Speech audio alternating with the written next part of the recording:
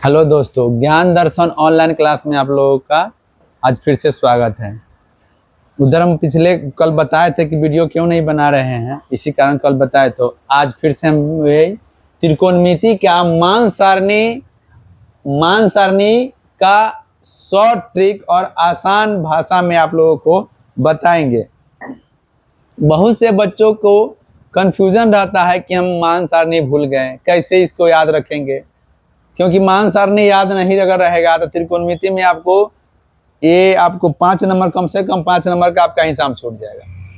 इसीलिए मान सारणी आपको याद रखना अति आवश्यक है और इसको आसान भाषा में और एकदम ट्रिक बाय ट्रिक आपको बताएंगे। अगर इसको एक बार याद कर लीजिएगा तो आप कभी नहीं भूलिएगा। खाली इस ट्रिक को याद रखिएगा, बस यहाँ ध्यान रखिएगा। ये दिख रहा है ना बोर्ड, यहाँ ध्यान दीजिएगा।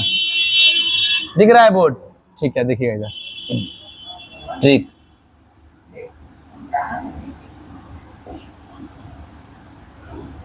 यहां देखिएगा 1 2 3 4 5, यहां से गिनेंगे 0 डिग्री 30 45 60 90, यानी 1 2 3 4 5, यानी 5 को मान आपको याद रखना है। 5 को मान याद रखना है। 5 को मान याद रखने के लिए कुछ नहीं करेंगे, आप संग मतलब 0 से स्टार्ट कीजिए। क्या से स्टार्ट कीजिए? 0 से। तो 0, उसके बाद 1 2 3 4, 1 2 3 4 5 हो गया संख्या। इधर देखिए 0 1 2 3 4, 0 1 2 3 4, मतलब टोटल 5 हुआ ना। 0 1 2 3 4 को हमको मिला तो 5 होता है। अब सब के बटा में आप 4 कीजिए, यहाँ भी 4, यहाँ भी 4, यहाँ भी 4, सबको बटा में 4 करते चल जाइएगा और सब पर क्या चढ़ाइए? रूट चढ़ा दीजिए। इतना ही याद रखना है कि 1 2 3 4 5 को मान सारे निकालना है।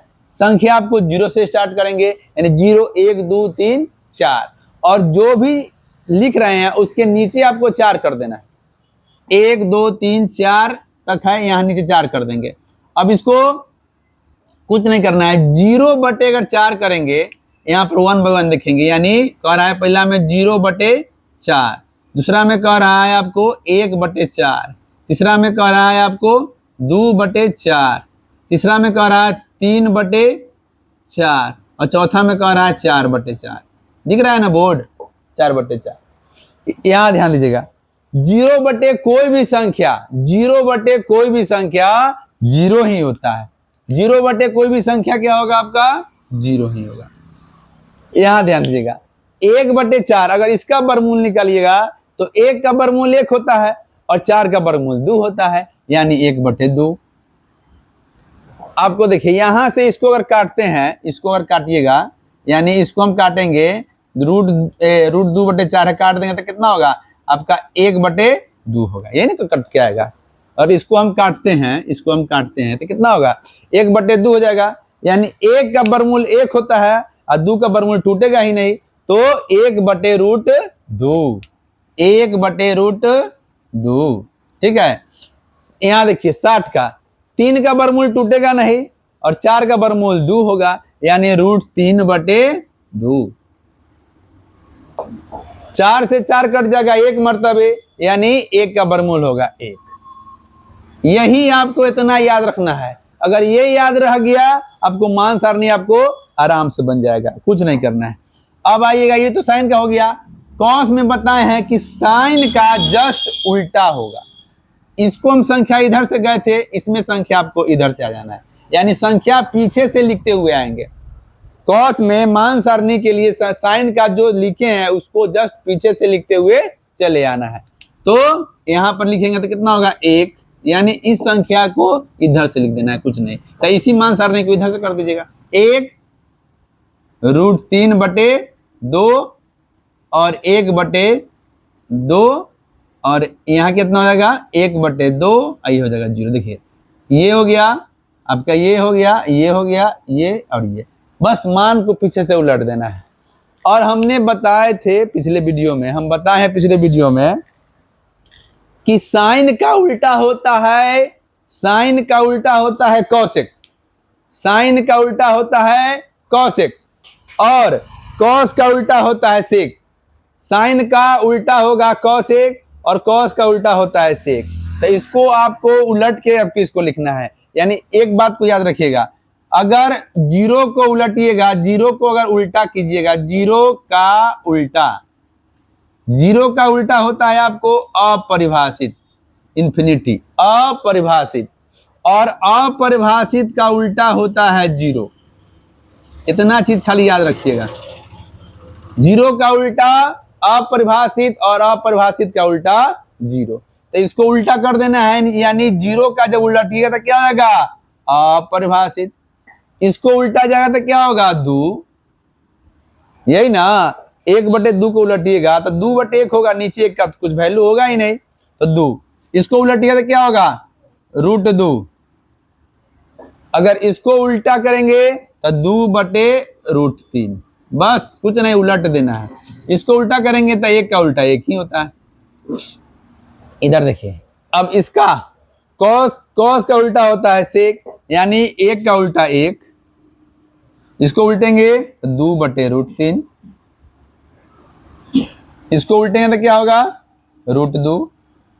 इसको उल्टेंगे तो 2, इसको उल्टेंगे तो जीरो का उल्टा हो जाएगा अपरिभाषित। इतना याद रखिएगा। इधर ध्यान दीजिएगा, ये 4 सारणी हो गया। अब कुछ नहीं, अब यहां अब बस ये आपको tan और cot। tan निकालने के लिए कुछ नहीं करना है आपको, साइन और बटा में cos का याद रखना है।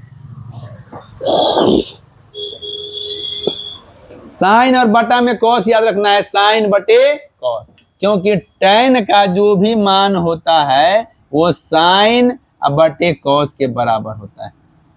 इसको देखिए, साइन का होता है P/B, सॉरी tan का P/B, और साइन का बताए थे ना P/H, और cos का B/H। H से H कैंसिल, यानी P/B बराबर है P/B। दोनों बराबर है कि नहीं, यानी tan थीटा जो होगा वो साइन थीटा और cos थीटा के बराबर होगा। यानी हम जो भी मान लिखेंगे tan का, वो साइन और cos का बटा में मान रख दीजिएगा, आपका tan का मान आ जाएगा। उधर से इधर देखिएगा, तो कुछ नहीं करना है यहां पर।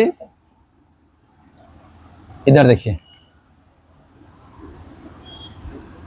अगर इसका मान लिखना है आपको, है ना, tan जीरो का मान, तो 0/1, 0/1, समझे। अगर ऊपर जीरो हो, नीचा कुछ भी लाख करोड़ कितना ही अंक क्यों ना हो, अगर ऊपर आपका जीरो आ गया तो उसका मान जीरो ही होता है। 1/, 1/2 है और √3/2 है, तो 2 से 2 कैंसिल, 1/2 और √3/2। देखिए यहाँ पर करना है 1/2 बटा √3/2, 2 से 2 कैंसिल, यानी 1/, कितना हो गया, √3, यानी कितना हो गया इसका 1/√3। इधर देखिए, √2 से √2 कैंसिल, √2 से √2 कैंसिल, तो 1/1 यानी 1, 2 से 2 कैंसिल, यानी √3/1, तो नीचे 1 का कुछ वैल्यू नहीं, यानी √3। अब देखिए 1/0, अगर नीचे जीरो हो मान आ गया तो उसका मान होता है अपरिभाषित। नीचे अगर ऊपर जीरो है तो जीरो होता है, अगर नीचे जीरो आ गया तो वो हो जाएगा आपका अपरिभाषित। ये आ गया। अब कॉट बताए भी थे पिछले वीडियो में, कई बार हमने वीडियो बनाए हैं तो बताया भी है कि tan का उल्टा होता है कॉट, यानी इसका उल्टा। तो जीरो का उल्टा हम बताए हैं, जीरो का उल्टा क्या होगा, अपरिभाषित। इसका उल्टा करेंगे तो √3, इसका उल्टा करेंगे तो 1, इसका उल्टा करेंगे तो 1/√3, इसका उल्टा करेंगे तो 0। मान सारणी याद आया? कुछ नहीं, बस इसको याद रखिएगा, मान सारणी आप अपने आप आपको बन जाएगा। अगर वीडियो अच्छा लगा तो लाइक, सब्सक्राइब और शेयर जरूर कर दीजिएगा।